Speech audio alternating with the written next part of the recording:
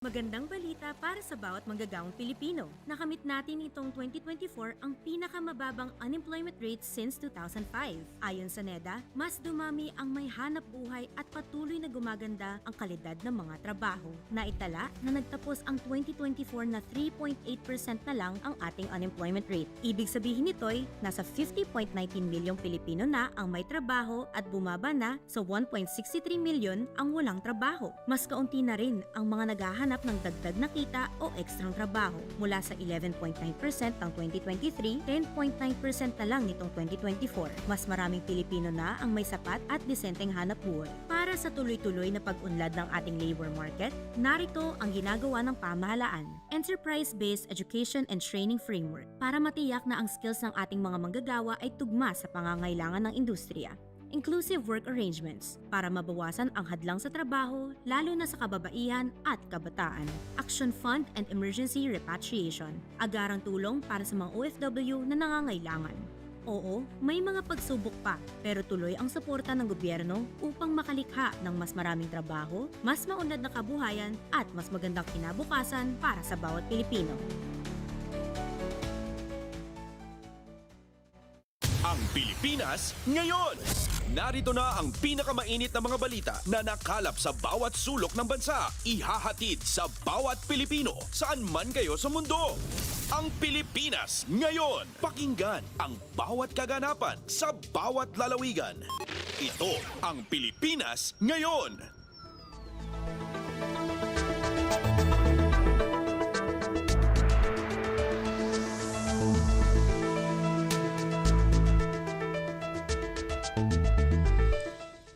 Magandang araw po sa ating mga tagapakinig. Welcome po muli sa ating programang Ang Pilipinas Ngayon.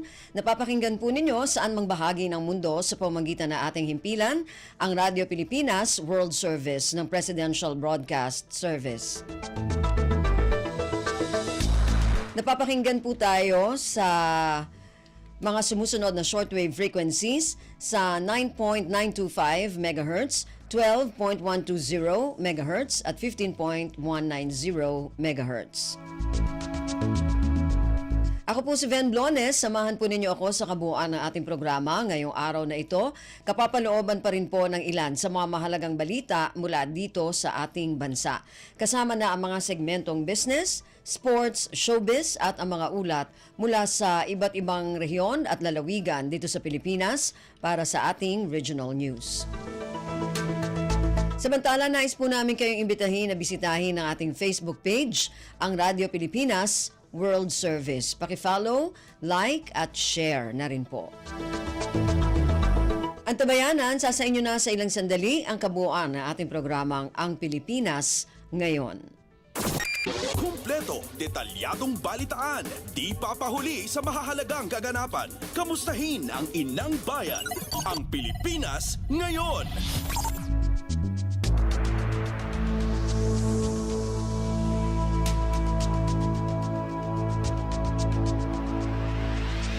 Sa ating mga balita, ipinahayag ni Pangulong Ferdinand Romualdez Marcos Jr.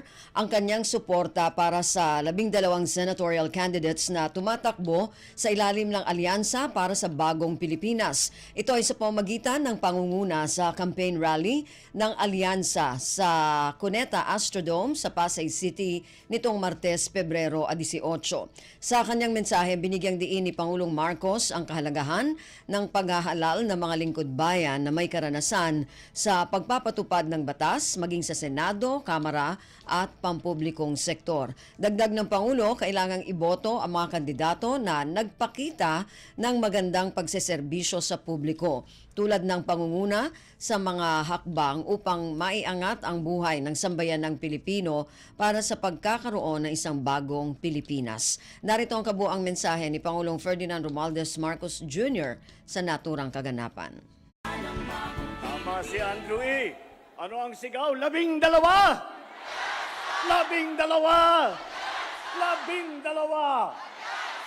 Magandang gabi po sa inyong lahat, mga tiga-Pasay, mga tiga-Metro Manila. At nabisita po tayo ng marami na nanggagaling po sa iba't ibang lugar. Magsiupo po tayo at mga 2 oras itong speech ko. bago po tayo pagbigyan niyo po ako at binibilang ko lang yung aming mga kandidato dahil tinitiyak ko na kumpleto at wala pang napasabugan ng Granada. Kaya naman wala po kayo maririnig ng mga ganyan. Yan na po ang kaibahan ng alyansa sa lahat ng mga ibang tumatakbo dito sa halalan na ito. Wala po kayong maririnig na masasamang salita. Wala po kayong maririnig na panakot.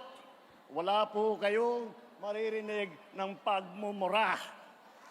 Dahil po, nakita nyo naman po, narinig nyo po ang programa ng ating mga kandidato. Hindi lamang ang programa, mas mahalaga pa siguro ay ang kanilang nagawa na.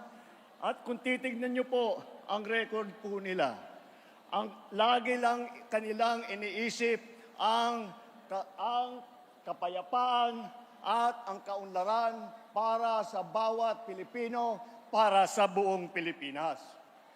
Makikita nyo naman po ang galing ng aming hinaharap. Kaya malakas po ang loob ko para makaharap sa inyo at sabihin na iboto ninyo ang ating mga kandidato. Dahil napakagaling, napakahusay po at bukod pa ron, napakamabuti na tao lahat ng aming kandidato.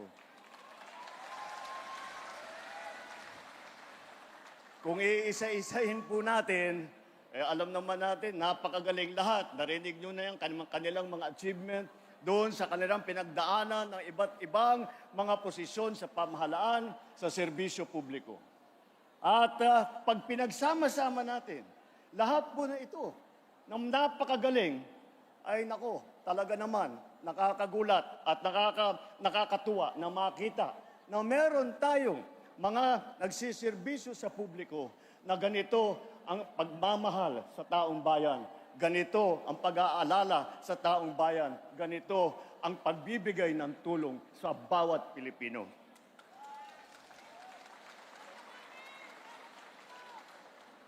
Tignan po natin ang ating grupo dito. Baka hindi po nyo nabibilang.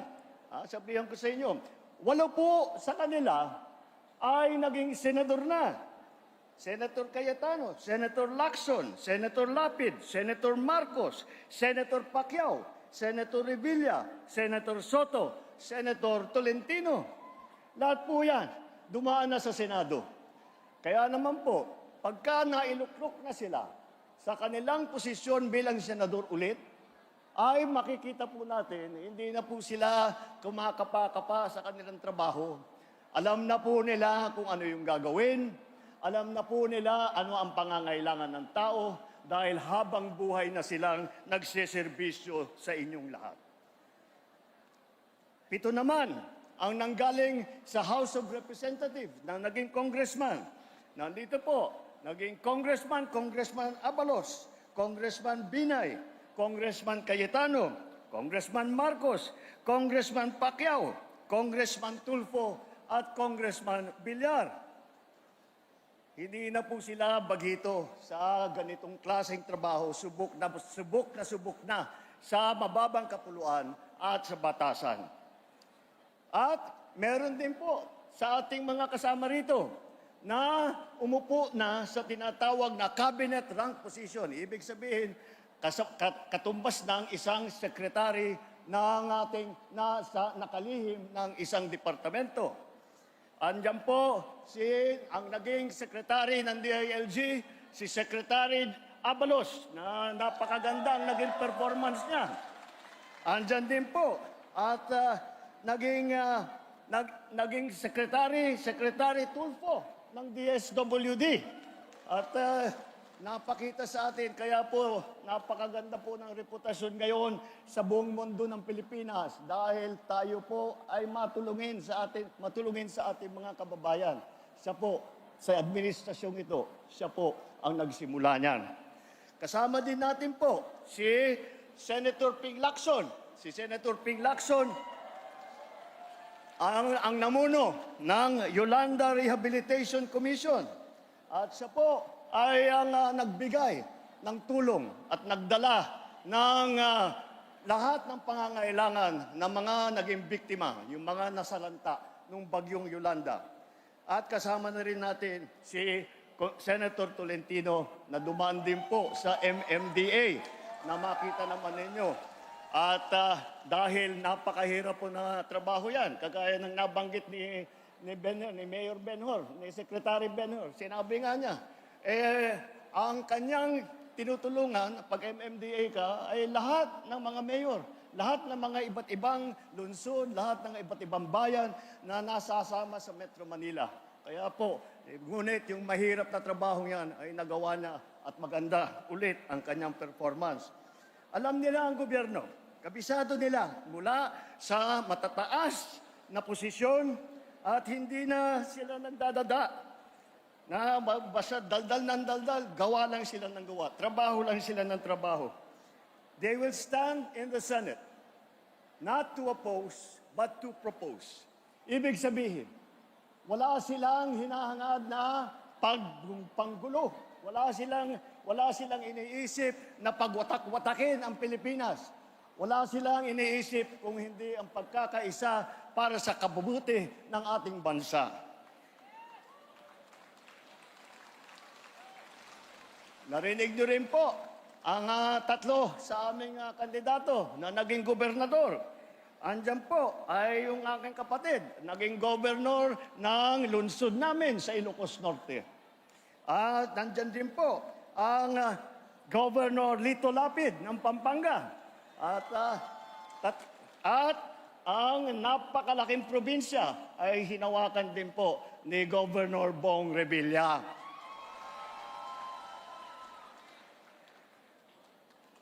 Meron din po tayo mga mayor ng mga malalaking lungsod.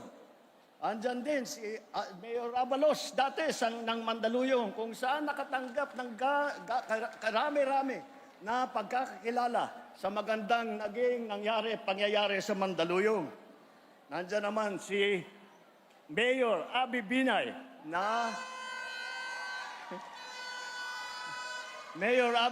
na maraming dalampala galing sa Makati. At siya po ay humawak ng Makati, yung pinakamayaman na lungsod sa buong Pilipinas.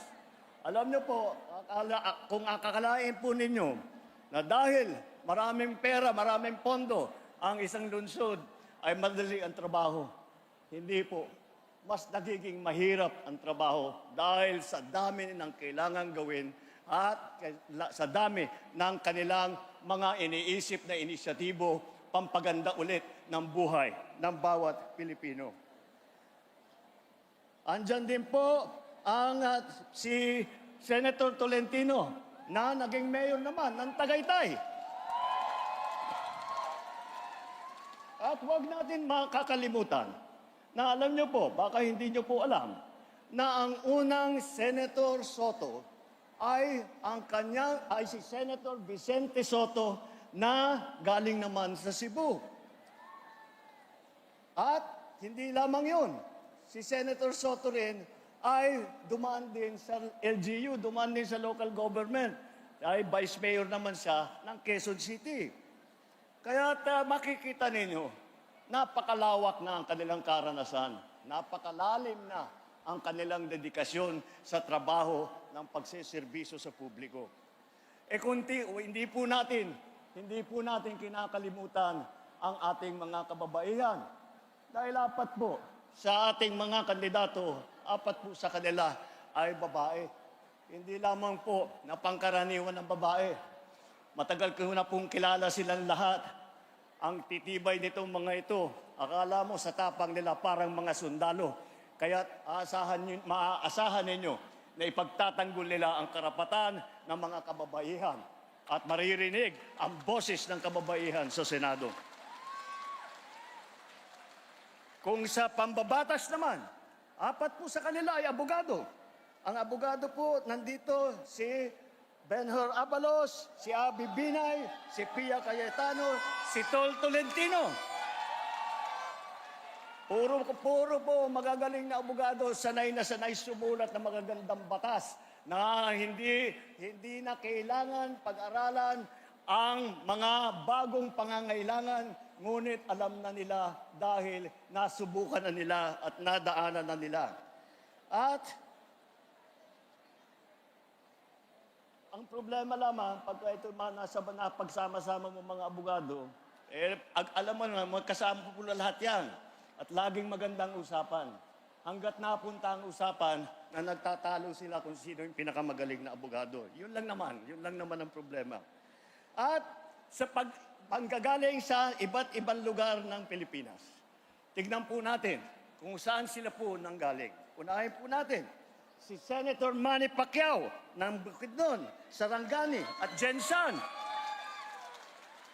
At si Erwin Tulfo naman na Dabawenyo ay siya'y lumaki sa Davao Oriental at sa Sulu, kung saan na destino ang kanyang ama na naging bayani ng Pilipinas. Ang nanay naman namin ni Aimee ay, alam nyo naman siguro, si Imelda, 100% waray po.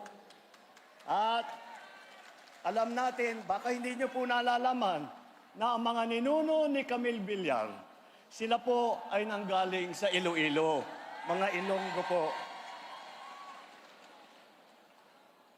Mga kababayan, malinaw po sa kanilang pagtalumpati at sa kanilang mga pinapanalangin para sa ating bansa na kung ano ang direksyon ng alyansa. Ito ay ang kaunlaran. Hindi pag-aaway-away, hindi ang pag-aapi. Ang kailangan po natin ay mag-unlad. Hindi po nananakot at nagsisisigaw. At ang kailangan po natin ay solusyon. Hindi po ang mga maiinit at maanghang na salita na wala namang kinalaman at wala namang kabuluhan. Ang mga kandidato ng alyansa ay kasama natin sa pagtataguyod ng interes ng kapakanan ng bawat Pilipino.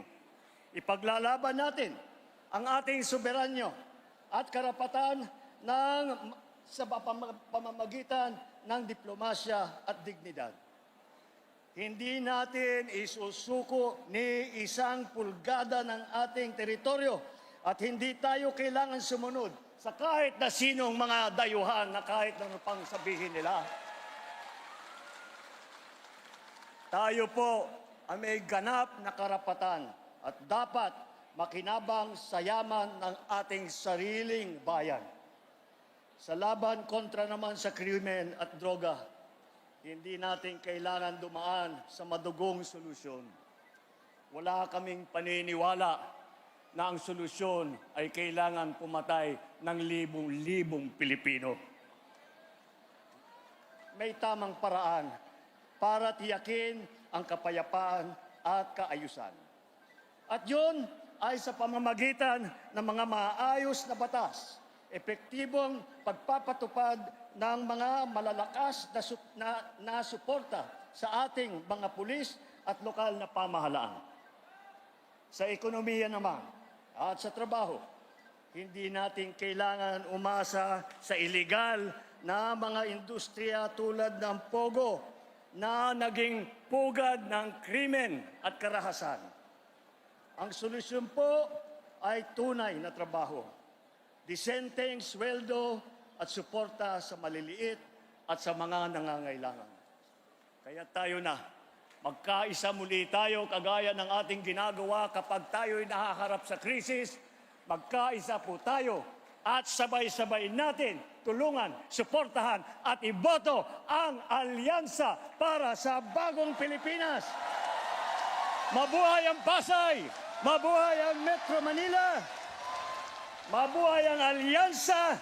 Maraming salamat po sa inyong pagkikinig. Si Pangulong Ferdinand Romualdez Marcos Jr.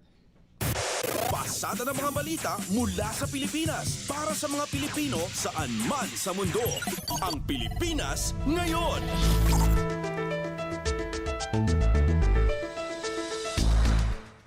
Sa iba pang mga balita, sinampahan ni Criminal Investigation and Detection Group o CIDG Chief Police Major General Nicolas Torre III ng kasong inciting to sedition at unlawful utterances si dating Pangulong Rodrigo Duterte. Sa programang Mike Abe Live, sinabi ni Torre na nilabag ni Duterte ang batas sa pahayag nitong pagpatay sa mga nakaupong senador para makapasok ang kanyang mga kandidato. Iginiit ni Torre na hindi dapat pinalalampas ang ganitong pahayag ng karahasan. Inciting to sedition at saka unlawful utterances po ang ating ifinal kay Rodrigo Duterte sapagkat nakita natin ang elemento ng paglabag ng batas ay nandun sa mga sinabi niya sa kanyang mga ginawa. Kaya nga hindi tayo siseryosohin ng ibang mga bansa at ng iba pang mga tao kung ganyan na ganyan ang policy natin na para bang nag-normalize na sa atin ang violence at wala ng batas. Hindi po pwede yan. Si CIDG Chief Police Major General Nicolas Torre III. Ang Pilipinas ngayon, kasama si Ben Blones. Samantala, nanindigan si Torre na walang kumpas ang Malacanang sa inihaing reklamo laban kay dating Pangulong Rodrigo Duterte. Iginiit ni Torre na pure law enforcement ang kanilang hakbang laban sa dating Pangulo dahil may nakitaan niyang paglabag at hindi na nangangailangan pa ng complainant bago isampa ang reklamo. Binigyang diin ni Torre na hindi na maari sa bagong Pilipinas ang mga pahayag na nanghihikayat ng karahasan kaya dapat panagutan ng dating Pangulo ang kanyang mga pahayag. So ito na naman ngayon. Masabukin natin ang Senado. Patayin natin ang insing senador. Paano pa may gumawa niyan? Siya ulit bahala. Mag-iisip na lang tayo at susundin na lang natin on the part of the police. Hindi naman pwede yan. Si CIDG Chief Police Brigadier General Nicolas Torre III. Kumpleto, detalyadong balitaan, di papahuli sa mahahalagang kaganapan. Kamustahin ang inang bayan, ang Pilipinas ngayon. Binigyang diin ng Philippine Coast Guard o PCG na dapat magkaisa ang mga Pilipino sa paglaban sa karapatan ng Pilipinas sa West Philippine Sea o WPS. Binigyang diin ni PCG spokesperson for WPS Commodore J. Tariela na dapat igiit ang katotohanan para protektahan ang teritoryo ng Pilipinas at isulong ang rule of law sa WPS. Ang laban po natin sa West Philippine Sea requires amplification of truth and factual narrative. Let us not distort the messaging of the Philippine government. Ang laban po ng West Philippine Sea, hindi lamang po ito laban ni Pangulong Bongbong Marcos. Laban po nating lahat ito bilang Pilipino. Si PCG spokesperson for WPS, Commodore J. Tariela. Pasada ng mga balita mula sa Pilipinas para sa mga Pilipino saan man sa mundo. Ang Pilipinas ngayon. Nanawagan si Pangulong Ferdinand Romualdez Marcos Jr. sa Department of Social Welfare and Development o DSWD na manatili sa pagtupad sa tungkulin at maging handa sa mga hamon tulad ng climate change. Ginawa ito ng Pangulo matapos kilalanin ang pagseserbisyo ng DSWD sa mga Pilipino lalo na sa mga mahihirap at marginalized sector. You have provided not just assistance, but behind that assistance, you have also provided hope to families rising from hardship, to communities devastated by calamities, to individuals who need to feel that their government is there by their side, ready to assist. Si Pangulong Ferdinand Romualdez Marcos Jr. Ang Pilipinas ngayon, kasama si Ben Blones.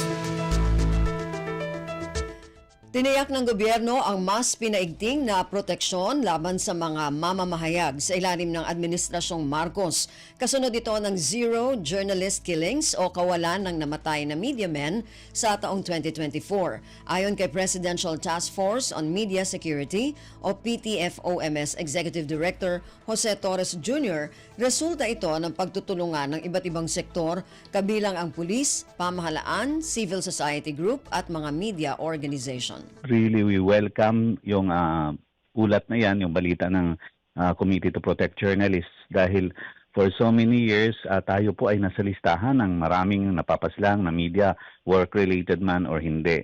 Pero for the first time last year, wala pong naiulat na napaslang na kasamahan natin sa media. si PTFOMS Executive Director Jose Torres Jr. Kumpleto, detalyadong balitaan, di papahuli sa mahahalagang kaganapan. Kamustahin ang inang bayan, ang Pilipinas ngayon. Inilunsad ng gobyerno ang mga bagong programa na magbibigay ng mga oportunidad sa mga Pilipino para maitaas ang antas ng kanilang kabuhayan. Kabilang dito ang Harmonized Electronic License and Permit System o HELPS na layong padaliin ang proseso ng pagkuha ng lisensya at permit para sa mga menor de edad. Kasama rin dito ang Pamilya sa Bagong Pilipinas program na binubuo ng bagong pamilyang Pilipino bumabangon sa gitna ng mga hamon at maunlad at matatag na pamilya. Ayon kay Pangulong Ferdinand Romualdez Marcos Jr., lahat ng mga ito ay mga serbisyo na layong suportahan ang mga pamilyang Pilipino tungo sa kanilang pag-unlad. Every single centavo spent, every program that is implemented, every decision that has been made must serve a very clear purpose to create opportunities that endure, that uplift and reach far beyond just today.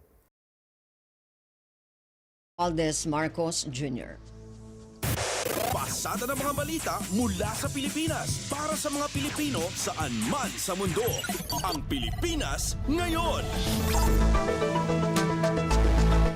Pagtatangka na harangin ng kampo ni Vice President Sara Duterte ang impeachment, tinawag na publicity stunt ng isang mambabatas. Ayon kay Congressman Jill Bongalon, gumagawa na lamang ng palabas ang mga ito para maantala ang proseso at mapigilan ng Senado na magsagawa ng paglilitis para masiyasat ang mga ebidensya laban sa Vice Presidente. Ang detalye ng balitang ito mula kay Kathleen Forbes.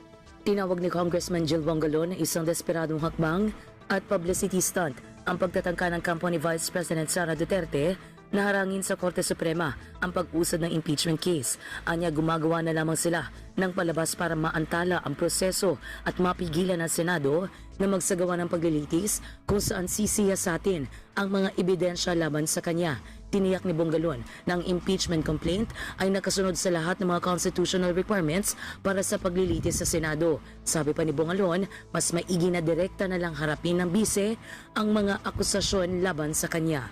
Mula Kamara para sa Bagong Pilipinas, Kathleen Forbes, Radyo Pilipinas, Radyo Publiko. Ang Pilipinas ngayon, kasama si Ben Blones. Pinag-aaralan ng Office of the Solicitor General o OSG ang ilang legal na hakbang kaugnay sa nagpapatuloy na territorial dispute sa West Philippine Sea o WPS. Ito ang pahayag ni OSG Solicitor General Menardo Guevara nang tanungin kung anong legal action ang partikular na tututukan ng kanilang tanggapan ngayong 2025 kaugnay sa usapin sa rehiyon. Sa Bagong Pilipinas ngayon, sinabi ng opisyal na mahigpit ang ginagawa nitong pakikipag-ugnayan sa mga tanggapan ng gobyerno katulad ng Department of Justice. Samantala, tumangging idetalya ng opisyal ang legal options na ito dahil maaari niya itong makarating sa ibang bansa o sa kabilang partido. Matatanda ang makailang ulit na siniguro ni Pangulong Ferdinand Romualdez Marcos Jr. na tuloy lamang ang Pilipinas sa pag-iit ng karapatan nito sa WPS sa kabila ng agresyon at presensya ng mga sasakyang pandagat ng China sa territorial waters ng Pilipinas. Kumpleto, detalyadong balitaan, di papahuli sa mahahalagang kaganapan. Kamustahin ang inang bayan, ang Pilipinas ngayon.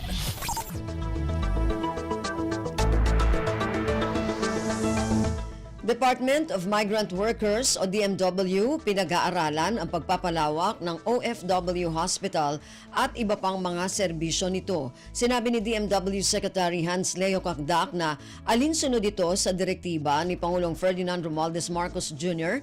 na tiyakin ang kapakanan at kalusugan ng mga overseas Filipino worker. Ang detalye ng balitang ito mula kay J. Mark Dagala.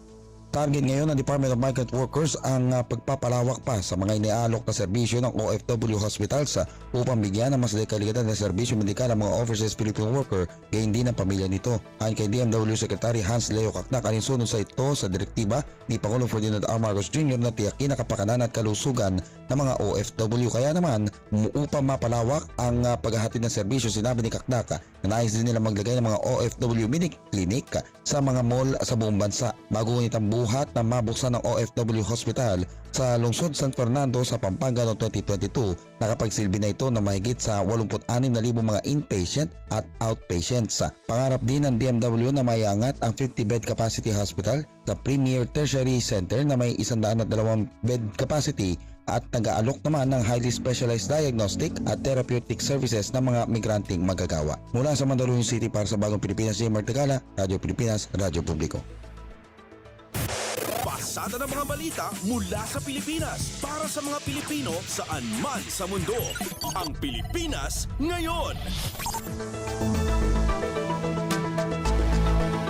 Inanunsyo ng Department of Health o DOH na itinaas na ng Philippine Health Insurance Corporation o PhilHealth ang benepisyo na ibinibigay nito sa mga pasyente na may dengue. Sa abiso ng DOH, ang dating 10,000 piso na ibinibigay sa mga may dengue fever ay itinaas na sa 11,000 piso. Samantala, ang mga may severe dengue ay tatanggap na ng 47,000 piso mula sa dating 16,000 piso. Dahil dito, umaapela ang PhilHealth sa mga may dengue na huwag hayaan na lumala ang naturang sakit at magtungo na agad sa ospital dahil sagot nila ang pagpapagamot. Ang Pilipinas ngayon kasama si Ben Blones. Umaapela ang Philippine Medical Association o PMA kay Pangulong Ferdinand Romualdez Marcos Jr. na bigyang daan ang paggamit ng bagong henerasyon ng bakuna laban sa dengue. Ito ay kasabay ng mabilis na pagtaas ng bilang ng mga kaso ng dengue na dulot ng lamok na may dalang sakit na ito. Sa isang liham na pirmado ni PMA President Dr. Hector Santos Jr. at iba pang opisyal ng organisasyon, ipinaliwanag nito na nauunawaan nila ang issue ng kaligtasan ng bakuna laban sa dengue, lalo na kaugnay ng kontrobersyang dulot ng Dengvaxia noon. Ayon sa PMA, may mga bagong henerasyon na ng bakuna laban sa dengue na nasa merkado, kabilang ang ilan na nasa phase 3 clinical trial na nagpapakita ng magandang resulta sa aspeto ng kaligtasan. Isa sa mga bakunang ito ay mayroon ng lisensya sa 40 bansa, kabilang ang Indonesia, Brazil at European Union. Ang bakunang ito na gawa sa Japan ay may nakabinbing aplikasyon sa Pilipinas mula pa noong Abril ng 2023. Kumpleto, detalyadong balitaan, di papahuli sa mahahalagang kaganapan. Kamustahin ang inang bayan, ang Pilipinas ngayon.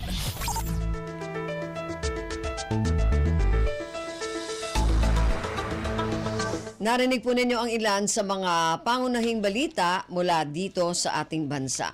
Samantala, antabayanan naman po ang mga balita mula sa iba't ibang rehiyon at lalawigan dito sa Pilipinas para sa ating regional news.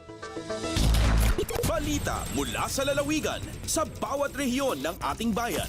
Dito sa Ang Pilipinas Ngayon.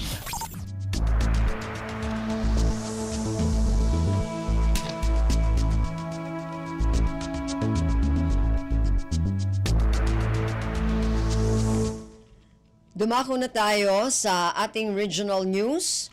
Unahin natin ang mga balita mula sa rehiyon ng Luzon.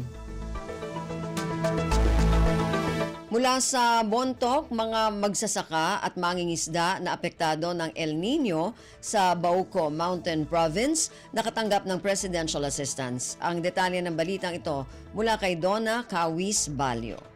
Naikan iti sag 5,000 piso a presidential assistance ti nasrok 2,000 a mannalon mangalap ken pamilya a naapektaran iti El Nino ijay Baoco Mountain Province.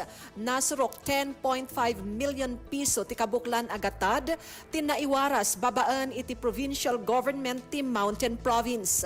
Inalukoy ni DA Agricultural Program Coordinating Officer Pedro Pinosan dagiti benepisyaryo nga usaran tinaawat da nga ayuda iti panangirugi iti livelihood project kas kontribusyon da iti food security program ti DA. In rekomendar na ti panagtaraken iti pato tanalaka dagitoy nga umado iti lasud laeng ti 3 na 5 a bulan.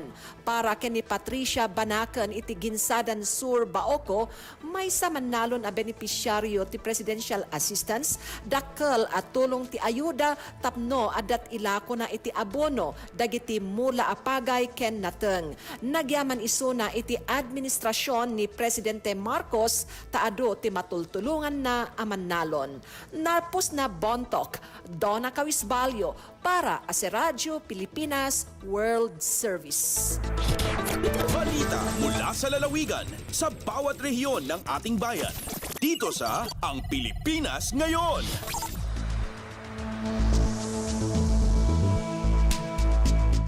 Maraming salamat, Donna. Yan ang ulat mula sa Bontok. Samantala, dumako naman tayo sa Lucena, aplikasyon para sa mga o sa insurance ng mga magsasaka at mangingisda sa Lucena City, binuksan ng City Agriculture Office. Ang detalye ng balitang ito mula kay Carmi Isles. Binuksan na kamakaluwa ng City Agriculture Office ng Lucena ang aplikasyon para sa insurance ng mga magsasaka at mangingisda sa lungsod na tatagal hanggang sa darating na Biyernes.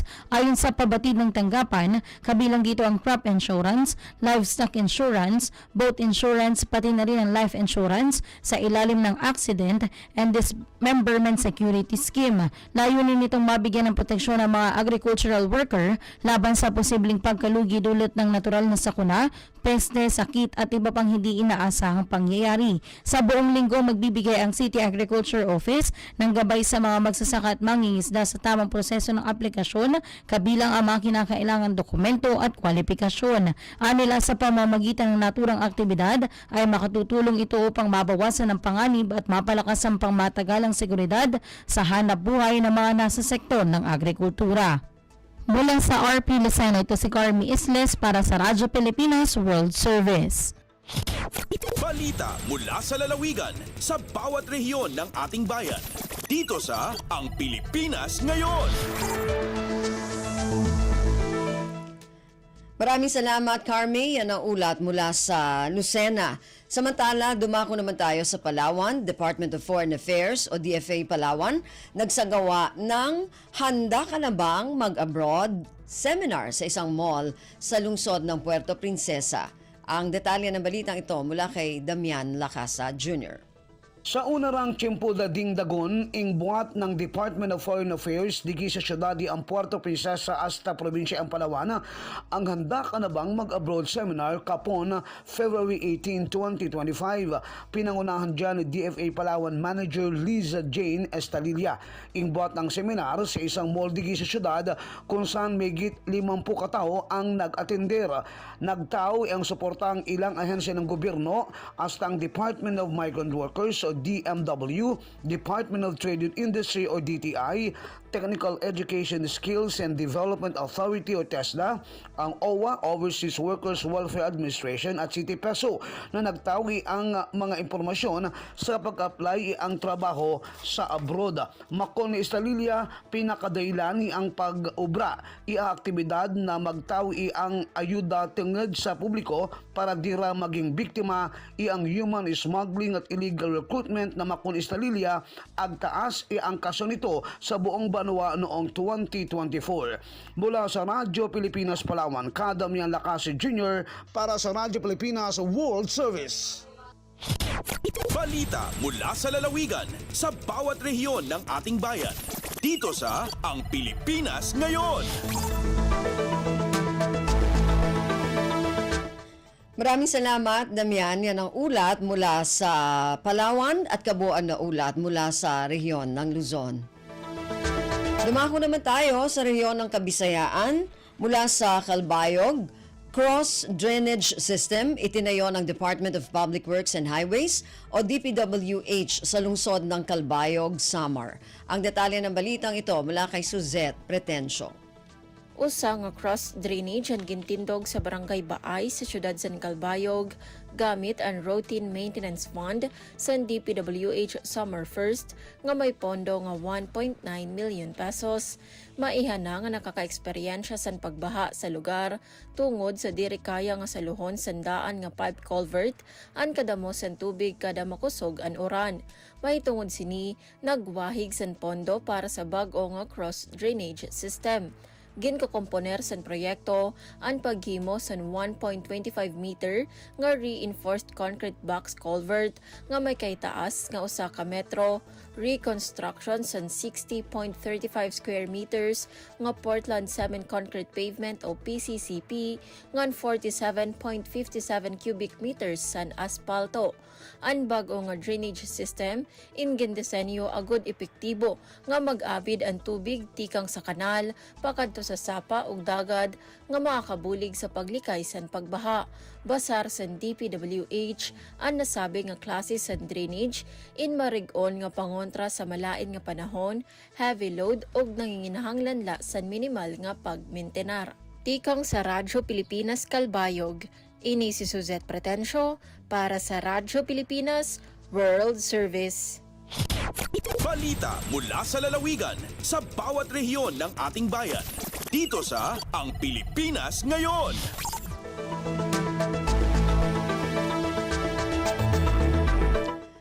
Maraming salamat, Suzette. Yan ang ulat mula sa Calbayog at kabuuan na ulat mula sa rehiyon ng Kabisayaan. Samantala, dumako naman tayo sa rehiyon ng Mindanao mula sa Tandag, lokal na pamahalaan sa bayan ng San Miguel, Surigao del Sur, pinasimula ng isang municipal inter-school competition. Ang detalye ng balitang ito mula kay Raymond Aplaya. Nagmalapuson ang gipaygayon nga Municipal Inter-School Competition sa lungsod sa San Miguel dinhi sa probinsya sa Surigao del Sur. Gipangunahan ang mga kalihukan sa lokal nga pagamahanan sa pagpangulo ni Municipal Mayor Michael Curilla, kauban sila Municipal Vice Mayor Rinaldo Dimoto o ang Municipal Civil Registrar nga si Demetria Sanchez. Ubay-bay nga mga tinun-an gikan sa daghang mga eskwelahan sa mga lungsod ang nagpakita isa lang kahibalo mahitungod sa resilient, agile and future fit civil registration and vital statistics system atol sa gipaygayon nga Quiz B o poster making contest gawa sa LGU. Gipo suportahan usab ang mga aktibidad sa Philippine Statistics Authority o PSA Provincial Office o sa Department of Education. Nasa Iran nga ang pagpahigayon niini ang pinasubay na sa 35th Civil Registration Month celebration ning bulan sa Pebrero. Gikan sa Radyo Pilipinas Tandag, kini si Raymond Aplaya alang sa Radyo Pilipinas World Service. Balita mula sa lalawigan sa bawat rehiyon ng ating bayan. Dito sa Ang Pilipinas Ngayon. Maraming salamat, Raymond. Yan ang ulat mula sa Tandag. Samantala, dumako naman tayo sa Hulo. Nasa 74 na learners nagtapos sa Army Literacy Patrol System o ALPS ng Army sa Panamaw, Sulu. Ang detalye ng balitang ito mula kay Fatma Gino. Mumpa ating kapituan tagupat, learners mapuas na jukup nila in pag-school habawaan sin Army Literacy Patrol System matawa ALPS sina 21st Infantry Invincible Battalion sina Philippine Army. Dito Panamaw National High School Covered Court, Barangay Siit Poblasyon Panamaw, Sulu. Halom sin kapituan tagupat, kay man tagupat din kanila in Junior High School. Salta kawan ni sabi na Basic Literacy Program agwa din nga Barangay Bitaanag, hapag-auhanan ni Damuni Flor de Luna Abbas, iba ni Mauludani Miss Bajalayde. Bilang nag-umbol ng buo ka klasa may nakakawa 98.8 98% average rating. Bangad unon kan Rasmin Tatasan, OIC focal person. Kakunahan nila makapasa sa National Accreditation and Equivalency Test na DepEd. Amoy mahinang pag-urulan bang sila makadjari na i-promote. Biyasin ha elementary level pa junior high school, iwan misan in pa senior high school. Bang di magbalik sila paals. Pangdunol liyaway yan halom sinunong bulan ng paghindo ang mga ini, hagkaagi si mga kasundaluhan sina 21st IB. Dahil nga RP Holo, ini Fatma Diligino para Radyo Pilipinas World Service. Balita mula sa lalawigan sa bawat rehiyon ng ating bayan. Dito sa Ang Pilipinas Ngayon. Maraming salamat, Fatma. Yan ang ulat mula sa Holo at kabuuan na ulat mula sa rehiyon ng Mindanao. Narinig po ninyo ating regional news para sa araw na ito. Kalipunan ng mga balita mula sa iba't ibang rehiyon at lalawigan dito sa Pilipinas. Samantala, antabayan na naman po ang ating mga segmentong business, sports at showbiz.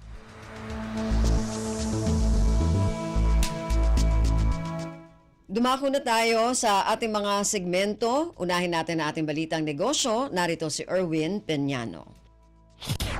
Lagay ng ekonomiya, kalakalan, negosyo at iba pa. Atin ang alamin dito sa Ang Pilipinas Ngayon.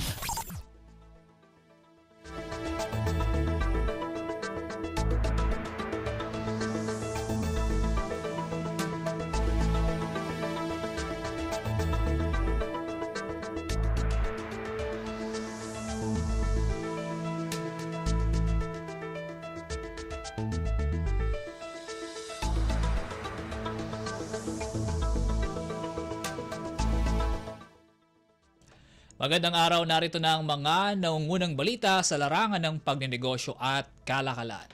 Masayang ibinalita ni Special Assistant to the President for Investments and Economic Affairs Secretary Frederick Go na may bagong insentibong naghihintay sa mga carmaker na mamumuhunan sa Pilipinas. Sa isang panayam, sinabi ni Secretary Go na malapit ng ilunsad ng Department of Trade and Industry o DTI ang Revitalizing the Automotive Industry for Competitiveness Enhancement o RACE program, ang pinahusay na bersyon ng naunang Comprehensive Automotive Resurgence Strategy o CARS program.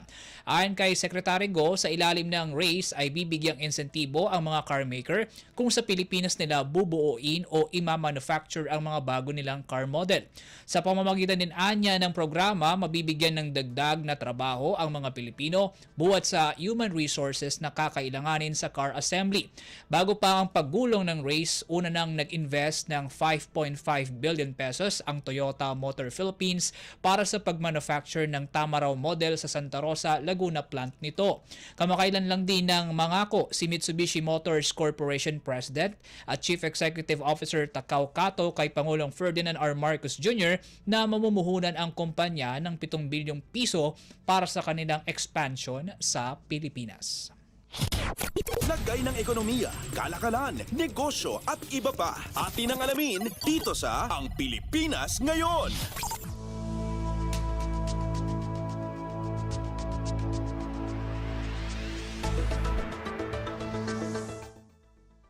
Sa iba pang balita, nananatiling optimistiko ang kilalang business tycoon na si Jaime Augusto Zobel de Ayala hinggil sa growth prospects sa Pilipinas sa mga susunod na taon. Ginawa ng Ayala Corporation Chair ang pahayag sa isinagawang United States-Philippine Society o USPS Board meeting kamakailan kung saan siya mismo ang nagsilbing co-chair. Sa nasabing pulong, hinikayat ni Jaza ang mga negosyante na i-explore pang lalo ang mga oportunidad na mayroon sa Pilipinas lalo't patuloy anya ang magandang momentum ng bansa sa pag-unlad. Sa kabilaan niya ng volatile na global environment, hindi nagpakita ng pagpusyaw ang paglago ng Pinas, kaya naman ganoon na lamang ang kanyang optimismo rito. Kasabay ng kanyang magandang projection sa Philippine economy sa mga susunod na taon, ginamit din ni Jaza ang pagkakataon para ipanawagan ang pagliliberalisa ng foreign investment policies, partikular sa mga sektor ng retail, infrastructure at strategic industries. Naniniwala rin ito na may malaking maibabahagi ang pagbibigay insentibo sa high-value sectors para sa patuloy na paglago ng bansa. Lagay ng ekonomiya, kalakalan, negosyo at iba pa. Atin ang alamin dito sa Ang Pilipinas Ngayon.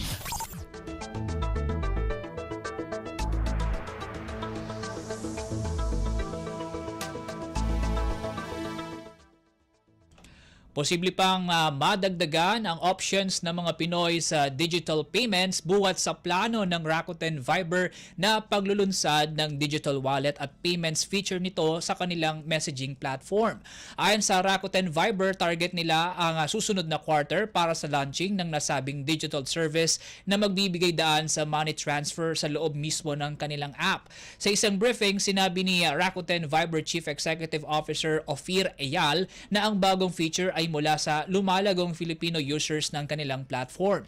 Anya, ilan sa initial services ng kanilang ilulunsad na Viber Pay ay ang peer-to-peer fund transfers, particular ang user-to-user at user-to-business transactions. Magkakaroon din ng option ng transfers mula sa mga bangko at iba pang electronic wallets gaya ng mayroon sa GCash at Maya sa pamamagitan ng InstaPay. Sa mga nabanggit na initial service ng Viber Pay, sinabi ni Eyal na kalaunan ay palalawigin pa nila ito sa mga transaction via debit at credit cards at QR codes, gayon din ang group payment feature, pag-aalok ng loan products at remittance services. Sa datos ng kumpanya, aabot sa 194% ang inilago ng business accounts na binuksan ng mga maliliit na negosyo mula sa Pilipinas noong nakaraang taon.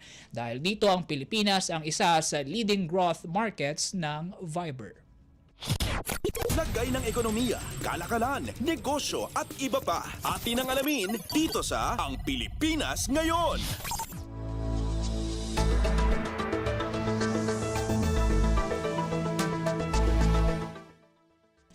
At yan po ang mga balitang aming nakalap sa larangan ng pagnenegosyo at kalakalan. Para sa Radyo Pilipinas World Service, ako po muli si Win Peñano. Maasensong araw po sa ating lahat. Lagay ng ekonomiya, kalakalan, negosyo at iba pa. Atin ang alamin dito sa Ang Pilipinas Ngayon.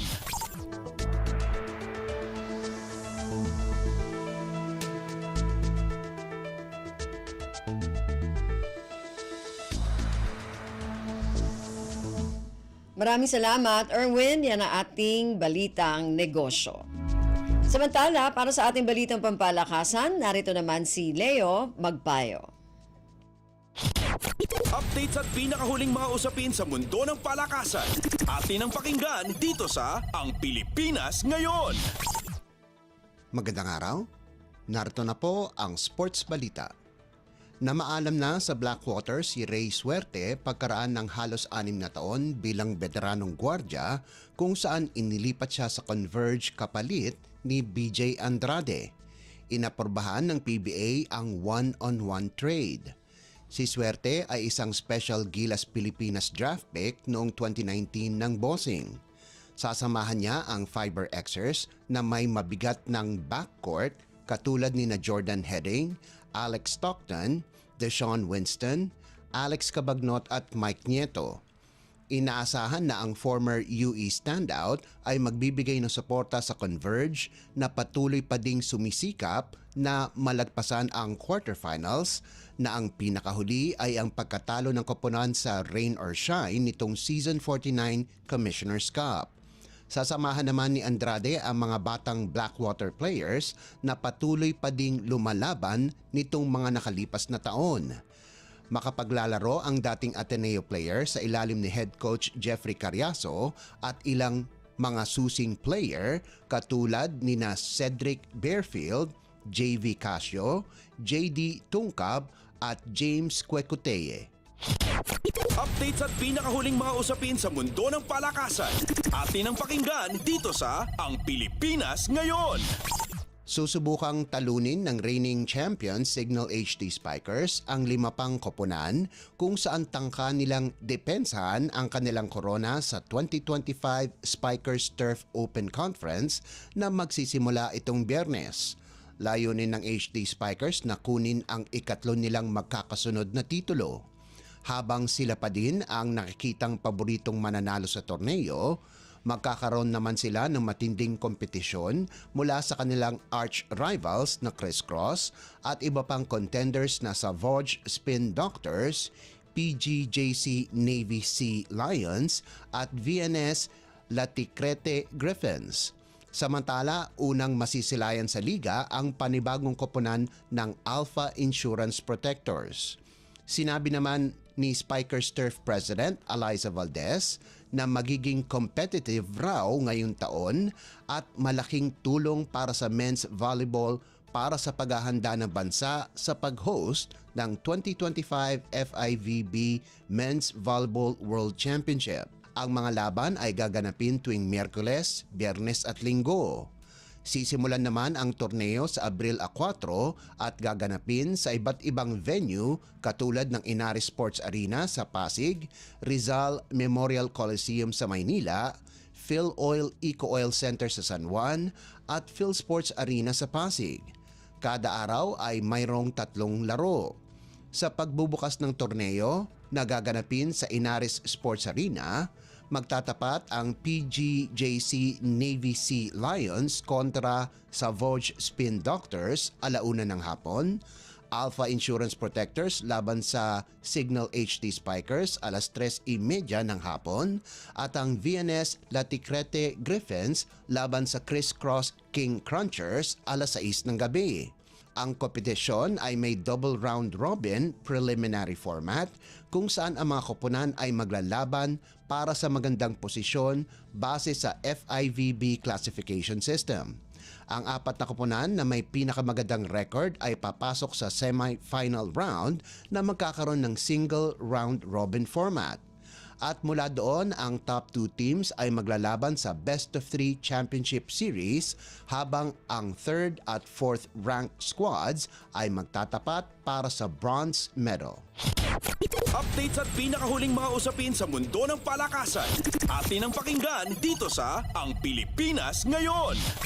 Handa na si Jeremy the Juggernaut Pacatio, ang 5th ranked bantamweight contender sa One Championship para sa kanyang susunod na laban, subalit hindi ito magiging madali.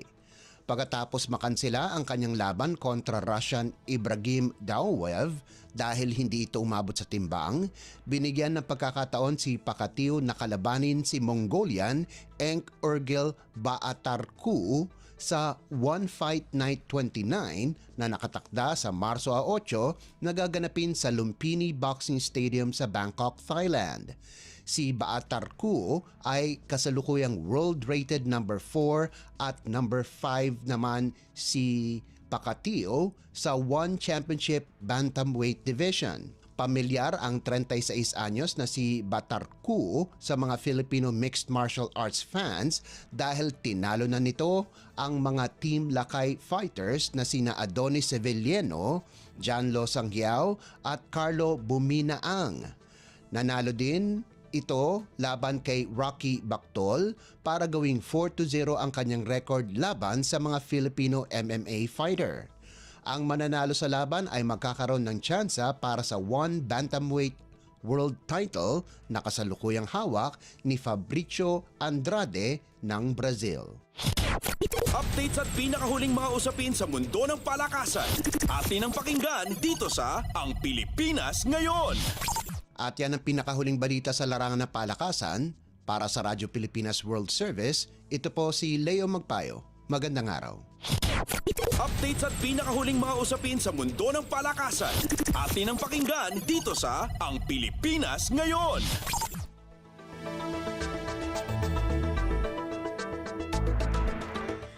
Maraming salamat, Leo. Yan ating balitang pampalakasan. Samantala, para sa mga nag-aabang ng mga chismis mula sa mundo ng showbiz, para sa ating showbiz balita, narito naman si Steph Vicente. Ang latest, ang hottest sa showbiz and entertainment. Heto na sa Ang Pilipinas Ngayon.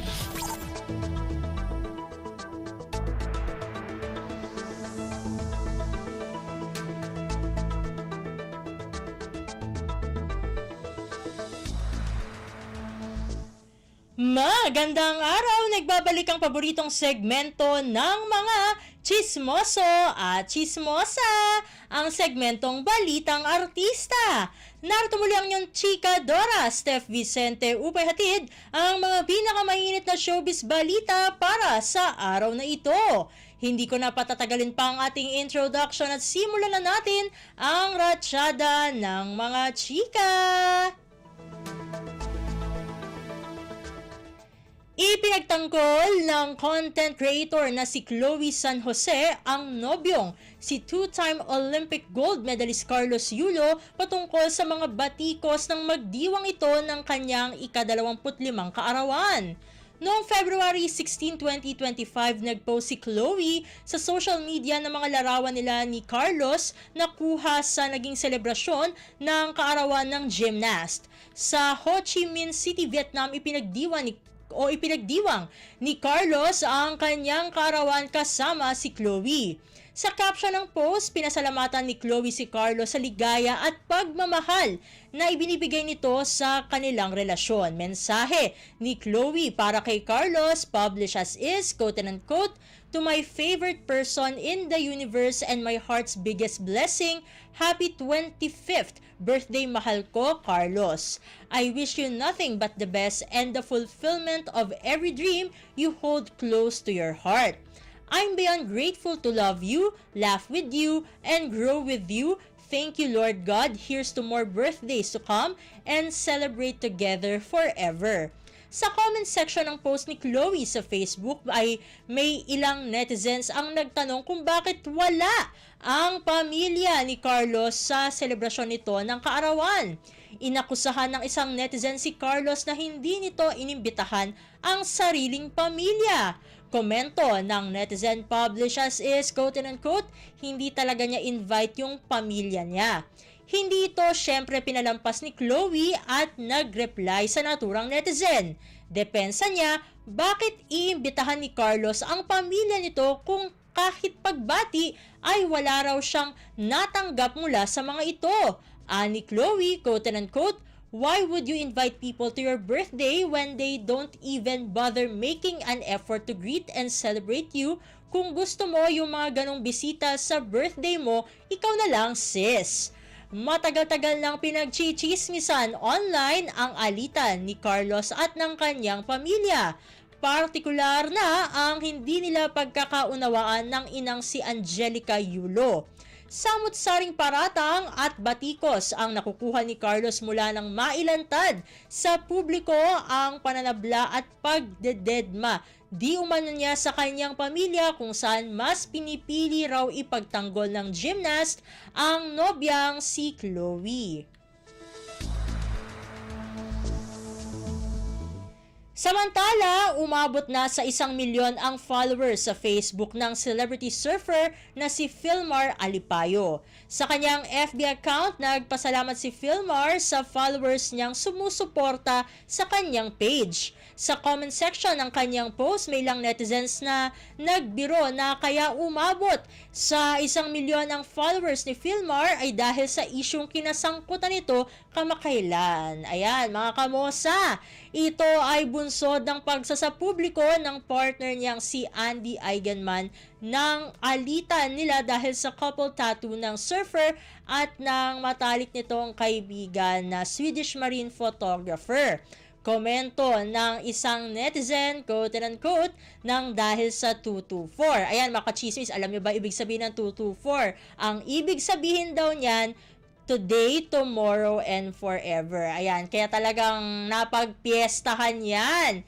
Ayan, game naman itong sinagot ni Philmar.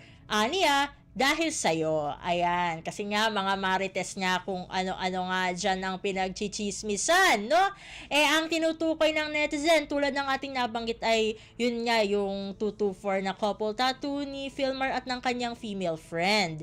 Ayon naman sa isang netizen, quote and unquote, kung wala ang issue, walang mag-i-increase. Sagot ni Philmar, quote and unquote, salamat kay isa ka sa nagmahal nako. Ayan, ang ibig sabihin po nun, salamat dahil isa ka sa nagmamahal sa akin. puro biro lang ang mga komento ng ibang netizens. Pero hindi naman binabash si Philmar. Sa ngayon ay nagkaayos na sina Philmar at Andy. Matatandaan natin na noong Valentine's Day, February 14, 2025, sinorpresa ni Philmar si Andy ng bouquet of vegetables and flowers. Ginawa ito ni Philmar sa pamamagitan ng paggamit ng puso ng saging na binalot niya ng dahon ng saging na pinalamutian ng iba't ibang native na bulaklak.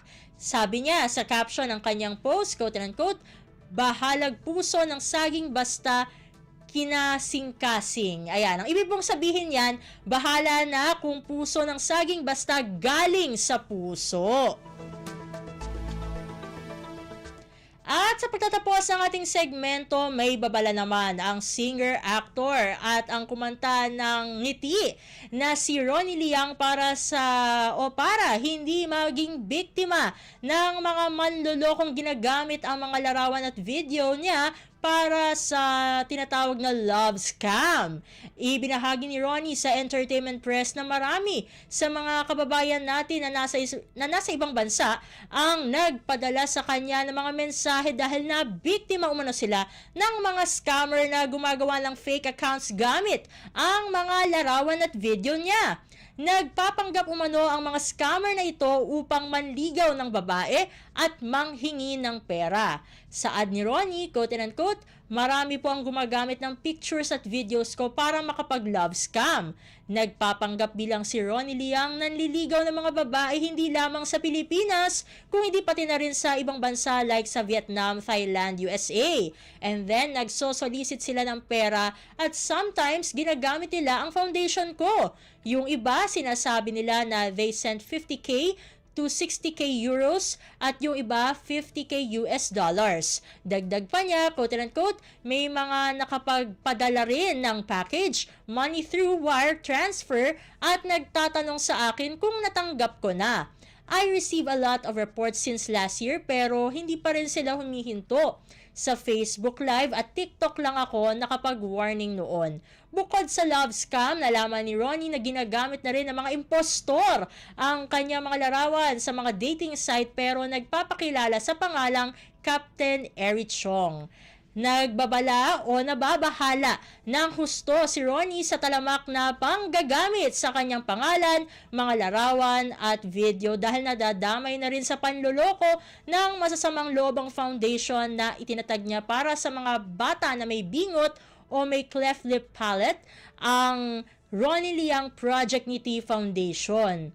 Nagbabala naman si Ronnie sa ating mga kababayan na maging maingat at mapanuri sa mga taong ginagamit ang iba't ibang social media platforms para manghingi ng donasyon. Malapit naman sa puso ni Ronnie ang Project Ngiti Foundation dahil masidhi daw ang hangarin niyang makatulong para maging normal ang itsura ng mga batang isinilang na may bingot.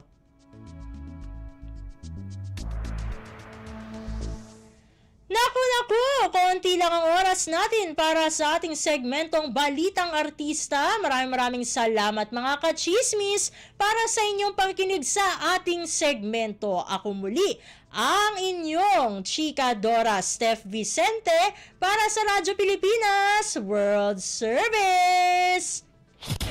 Ang latest, ang hottest sa showbiz and entertainment. Heto na sa Ang Pilipinas Ngayon.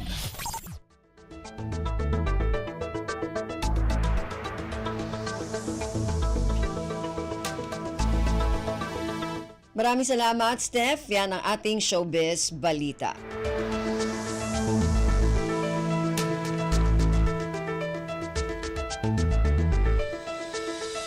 Narinig po ninyo ang kabuuan ng ating programang Ang Pilipinas Ngayon. Magpapasalamat muna tayo sa mga nakasama natin sa ating programa ngayong araw na ito. Sa ating mga naging executive producer ngayong araw na ito, kina Steph Vicente at Jerome Toledo. Sa ating technical side, kina Milo Jonella, Susan Aison, Hero Lucero. Sa ating intern kay Henry Doblas, tama? Ayon. At kay Anthony Pimentel. Maraming salamat din sa mga nakasama natin sa ating mga segmento ngayong araw na ito. Kay Leo Magpayo para sa ating Balitang Pampalakasan, kay Erwin Peñano para sa ating Balitang Negosyo, kay Steph Vicente para sa ating Showbiz Balita,